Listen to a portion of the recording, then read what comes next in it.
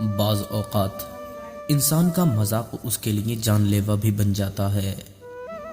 چند لمحات کی ہنسی مذاق کے لیے کبھی کبھی انسان دوسروں کے دلوں کو بھی توڑ دیتا ہے۔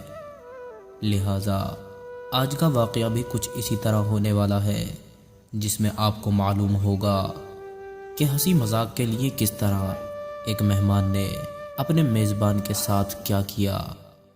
ابراہیم الخزامی کہتے ہیں کہ ایک دیہاتی صحرائی عرب کے باشندوں میں سے ایک شہری کے یہاں آیا۔ اس نے اس کو اپنے یہاں بطور مہمان ٹھہرایا۔ اس کے پاس بہت سی مرغیاں تھیں اور اس کے گھر والوں میں ایک بیوی اور اس کے 2 بیٹے اور 2 بیٹیاں تھیں۔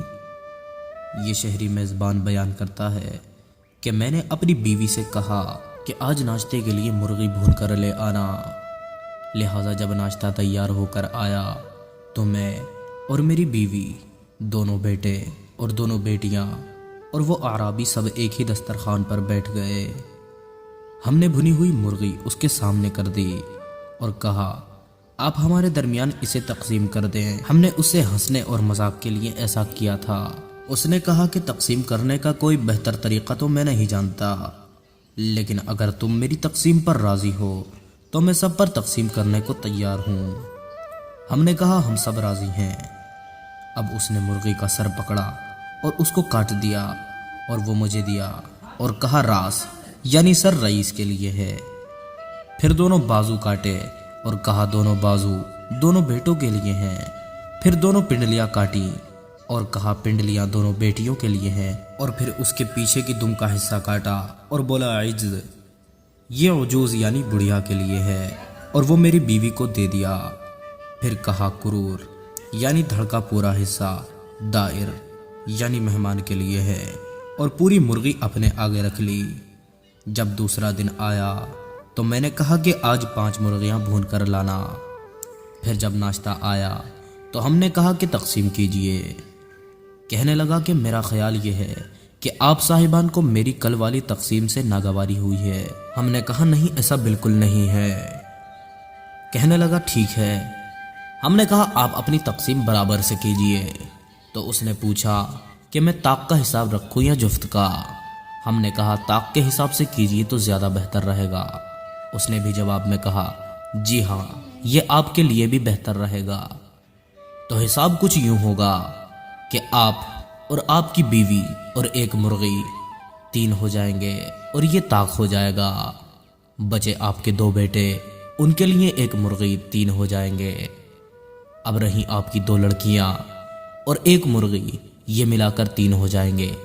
آپ تینوں کا حساب طاق ہو گیا۔ اب رہی بچی ہوئی 2 مرغیاں اور رہا میں اکیلا، تو میں اور باقی کی 2 مرغیاں ملا کر 3 ہو جائیں گے، اور اس طرح سے میرا بھی طاق کا حساب برابر ہو جائے گا۔ اس طرح اس نے اپنے آگے 2 مرغیاں رکھ لی اور سب کے آگے ایک ایک مرغی رکھ دی اور کھانے کے لیے بیٹھ ہی گیا۔ پھر ہمیں یہ دیکھ کر کہ ہم اس کی 2 مرغیوں کو دیکھ رہے ہیں، بولا کہ تم لوگ کیا دیکھ رہے ہو؟ شاید تمہیں میری طاق والی تقسیم پسند نہیں آئی، وہ تو اسی طرح صحیح آ سکتی ہے۔ ہم نے کہا اچھا، تو جفت کے حساب سے تقسیم کیجئے۔ یہ سن کر سب مرغیوں کو اکٹھا کر کے اپنے پاس رکھ لیا اور بولا تو اور 2 تیرے بیٹے اور ایک مرغی 4 ہو گئے۔ یہ کہہ کر ایک مرغی میری طرف پھینک دی، اور تمہاری بیوی اور 2 تمہاری بیٹیاں اور ایک مرغی 4 ہو گئے۔ یہ کہہ کر ایک مرغی ان کی طرف پھینک دی، اور میں اور 3 مرغیاں 4 ہو گئے۔ یہ کہہ کر 3 مرغیاں اپنے پاس آگے رکھ لی۔ پھر اپنا منہ آسمان کی طرف اٹھا کر کہا، اے اللہ، تیرا بڑا احسان ہے، تو نے ہی مجھے اس تقسیم کی سمجھ عطا فرمائی ہے۔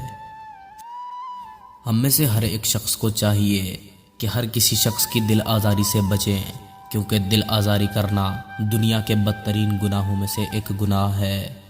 یہ ایسا گناہ ہے کہ جس کی معافی اللہ تعالی نہیں دے گا، بلکہ جس شخص کے ساتھ ہم نے نقصان کیا ہے ہمیں اس سے ہی معافی مانگنی ہوگی۔